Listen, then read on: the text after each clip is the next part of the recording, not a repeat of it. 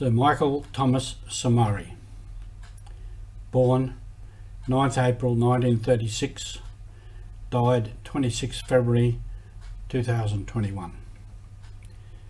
You're with Mission Alive. I'm Roger, coming from MSC Mission Office. I'd like to remember today the late Mr. Michael Somare, Sir Michael Somare, our great leader in Papua New Guinea and the founding father of the nation. He was a teacher, a journalist and a broadcaster. He was an interpreter in the Legislative Assembly and became member of the Legislative Assembly at the end of the Australian colonial time. He led the nation to independence. He was the Chief Minister before independence, became the Prime Minister after independence. For the next 50 odd years he was still in Parliament, Prime Minister 3 times, Foreign Minister, Opposition Leader. His life was the life of Papua New Guinea. His life was the political life of Papua New Guinea. Many people in Papua New Guinea, all of Papua New Guinea, are mourning the loss of this great man for the nation. They are rejoicing also and celebrating his life, which is a life of great achievement, many fruits. Many people in the Pacific would also be feeling the same way, mourning his death, celebrating his life, and no doubt many people here in Australia would be the same.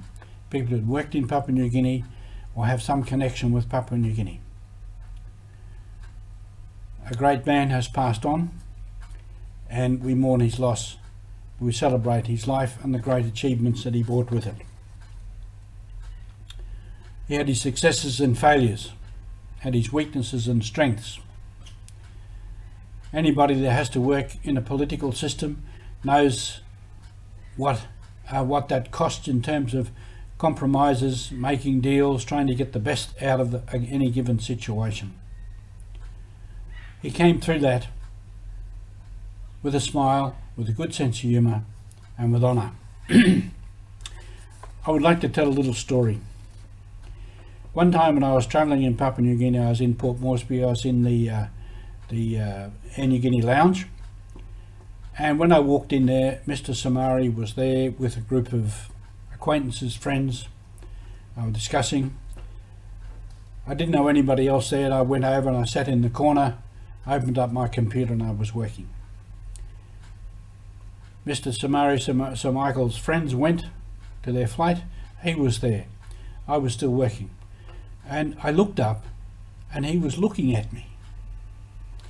He was looking at me very intently. And I looked at him and he said, "Do I know you?" I said, "Well, you might, Mr. Somare, I know who you are." And I went over and sat with him, and I introduced myself, and he said, "Oh yes," he said, "I remember I met you such and such a place." And we discussed and whatever and chatted. But the thing that still comes across to me from that little meeting, I mean, I was nobody to him. I was just another fella sitting in the corner, minding my own business. But he looked at me and said, "I think I know that fellow." And so he said something. That was a bit typical of the man. What he was interested in was people. And getting the best out of a situation for people. As well as being a statesman and politician, he wanted to build a nation from the most diverse of peoples. Time of independence, there might have been, 5 million people, 800 different languages, 800 different cultures, and he set about to build a nation out of that. The nation is still going. Some say it's not going so well, but it's still going. And the diversity is still there. It's a credit to him, and a credit to all who work with him, credit to his family. And lastly with that, in that nation the church has done many things, and that is often recognised in education, health, even infrastructure of roads, airstrips, all kinds of things. And that was part of working with the government, working with people like Sir Michael Somare to make things happen and to get things done. This is a mighty mission. He had a mighty mission in life, to create a nation, and to create a nation of unity. Let's continue to do that in Papua New Guinea, in Australia, wherever we are, to build people up in unity and peace. Keep on with the mission. Thank you.